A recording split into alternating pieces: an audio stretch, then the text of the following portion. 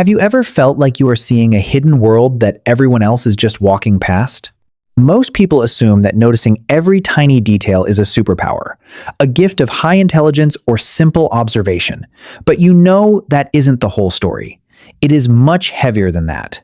We are told that being observant is about being sharp or focused. But for you, it is not a choice you make. It is a state of being you cannot escape. You walk into a room and immediately feel the temperature of the conversation.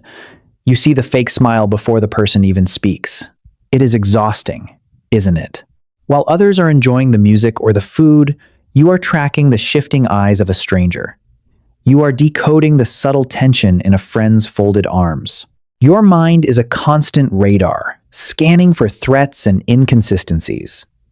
It picks up the frequency of the room while everyone else is just hearing the white noise of life.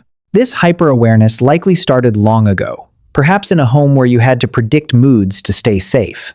You learned to read the silence before the storm. You became a master of the unspoken, because the spoken words were often unreliable. Your brain wired itself to prioritize the data that others simply do not need to survive. Imagine standing on a busy street corner in New York City. While others see a blur of yellow taxis, you see the frayed hem of a businessman's coat. You notice the way a mother grips her child's hand just a little too tight. You hear the slight crack in a street performer's voice when he thinks no one listens. This isn't just looking. It is feeling the world through your eyes. Every detail is a story, and every story carries a weight that you have to carry. You aren't broken for seeing these things. And you aren't just overthinking. You are an emotional historian, recording the truths that others are too busy to acknowledge. The first sign is that you notice when the energy shifts in a room instantly. Most people don't realize the vibe has changed until something loud or obvious finally happens. But you feel the atmospheric pressure drop the moment a certain person walks in. You sense the unspoken resentment simmering under a polite dinner conversation, and it lingers. It feels like being the only one who can hear a high-pitched frequency. You look around, wondering how everyone else can keep laughing while the room feels so heavy. This happens because your nervous system is finely tuned to social cues. It's a survival mechanism that turned into a permanent lens through which you view every single interaction. The second sign is your obsession with micro-expressions. You see the half-second flash of anger or sadness that crosses a face before the mask of pleasantry is fixed. While your friends think someone is being nice, you are stuck wondering why their eyes didn't crinkle when they laughed. You see the gap between reality and performance. Living like this makes it hard to trust people. You feel like you're seeing the real version of everyone, but you have no way to prove what you saw. It is a lonely experience to see a truth that nobody else is acknowledging. You end up feeling like a detective with a case that no one else believes. Third, you are hyper-aware of the physical environment and how it changes. You notice the one book on the shelf that has been moved 2 inches to the left. Most people move through space without really seeing it, but you are different. You catalog the world. You notice the new scratch on the table or the dying leaf.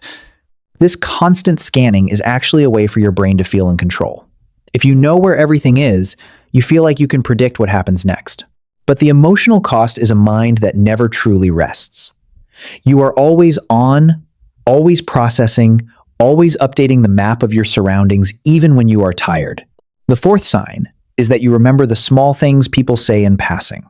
You remember a stranger's favorite color, or a passing comment about a childhood fear. Most people forget these details because they don't seem important in the moment. But to you, every word is a piece of a much larger psychological puzzle. When you bring these things up later, people are often shocked. They might feel flattered, or they might feel exposed, as if you've been studying them in secret. You aren't trying to be creepy, of course. You just don't know how to turn off the recorder in your mind. You hear everything because you are listening for everything. Fifth, you are deeply affected by the unsaid in a relationship. You can feel a distance growing between two people long before they ever decide to have a talk. You notice the subtle change in texting frequency or the way someone stops using your name. These small shifts feel like sirens screaming in your ears every day. While others are surprised by a breakup or a betrayal, you saw it coming months ago. You watched the slow erosion of the foundation while they were busy painting. This foresight doesn't make it hurt less. It just makes the pain last longer. You mourn the ending while the other person is still pretending that everything is fine. This level of awareness is a heavy burden that leads to deep isolation. You start to feel like you are watching a movie while everyone else is in it. You become a spectator of life rather than a participant. The more you see, the more you feel like you don't belong in the simple, blissful ignorance of others. It becomes mentally exhausting to keep all these observations to yourself. You want to speak up, but you don't want to be the person who ruins the mood. So, you keep it all inside, and the internal pressure builds up. You feel like a pressurized vessel, filled with insights and warnings that no one ever asked for. The core realization is this: your hyper-awareness isn't a curse. It is a form of deep empathy that has gone into overdrive as a way to protect you. You see so much because you care so much about being prepared. You are trying to solve the world before it has a chance to hurt you again. But you don't have to solve everything to be safe. You can learn to see the details without having to take responsibility for the emotions behind them every time. First, practice the art of selective looking. Just because you see a detail doesn't mean you have to process it. You can let some observations just float past you. Second, realize that most people's masks aren't meant to deceive you personally. They are just trying to get through the day, just like you are trying to survive. Third, find a creative outlet for your observations. Write, paint, or talk to someone who understands. Don't let all that data sit in your head and turn into anxiety. As you start to release the need to track everything, you will feel a lightness. You will realize that you can be aware without being constantly on guard. The world starts to look less like a minefield and more like a garden. You still see the thorns, but you finally have the space to see the flowers too. Imagine a calm lake at dawn. You can see the ripples on the surface, but you are no longer drowning in the depths. You are standing on the shore. Your depth is a gift, and your awareness is a light. You have a rare ability to see the truth in a world that is often very blurred. How long have you been carrying the weight of noticing everything? I would love to hear your story in the comments if you feel like sharing it. If this resonated with you, please consider subscribing and sharing this with someone who sees the world the same way you do. Thank you for being here.